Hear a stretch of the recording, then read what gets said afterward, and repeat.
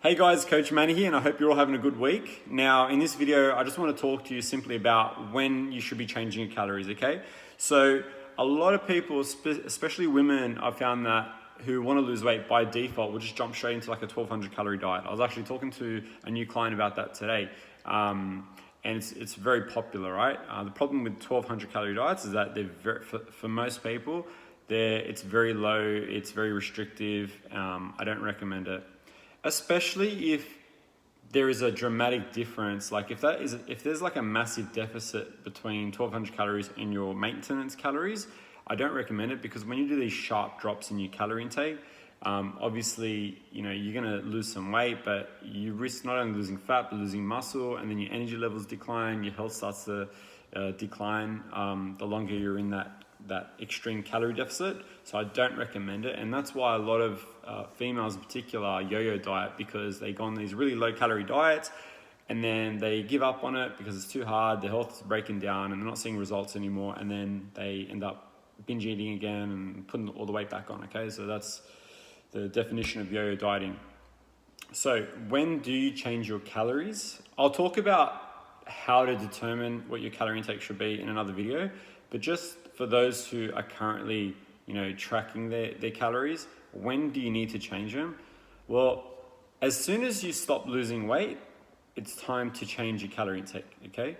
Now, whether that be reducing calories by a couple hundred calories a day, or you may need to go into a reverse dieting process where you might already be in a low, your calories might already be low and they've been low for a while, then you may need to actually go into reverse diet, which is a little bit more advanced method, but this is a way of rebuilding your metabolism back up, because the longer you're dieting for, the slower your metabolism will become, okay? So your body will adapt to this. That's why people that go on these low calorie diets, they stop losing weight, because what happens is their metabolism starts to slow down, so then their baseline calories is actually reduced. I hope that's not confusing. I'm not going to get into too much of that now. I'm going to save it for another video, but just simply when it comes to changing, like when to change your calories, simply when your weight, assuming you've been doing everything correctly, if you've hit a wall, you're not losing any weight, just reduce your calories back down by 100 or 200 calories a day. Just something really conservative, just a small amount, and then track it for a week and then track your weight from there. You don't want to see massive numbers on the scale. I mean, it really depends on how much weight you have to lose to begin with. But conservatively, if you're looking at about a half a kilo weight loss target per week, that's pretty good for most people. It's pretty sustainable. I mean, some people, you're going to get people that drop 1 to 2 to 3 kilos in a week, but to maintain that will be very difficult. So try to think long term when it comes to weight loss, because you know that if you take a conservative approach, it's a lot more sustainable than looking for like an extreme results. You don't get sucked into these extreme transformations, like people that have lost 10-15 kilos in a month. Like that's not recommended, okay?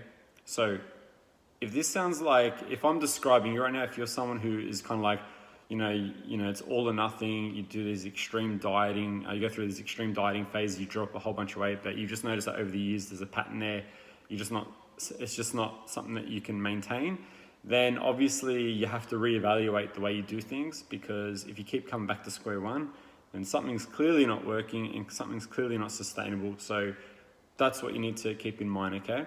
But I've kind of went off a little bit. Just to recap, when do you need to change your calories?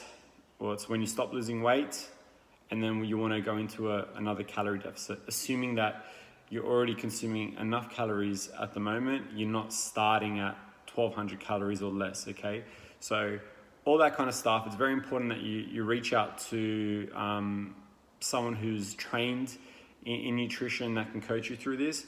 But I hope that answers the question. This is for people who are currently tracking their calories, okay? So I hope that helps. But any questions, just guys, reach out to me, drop a comment below. You know where to find me.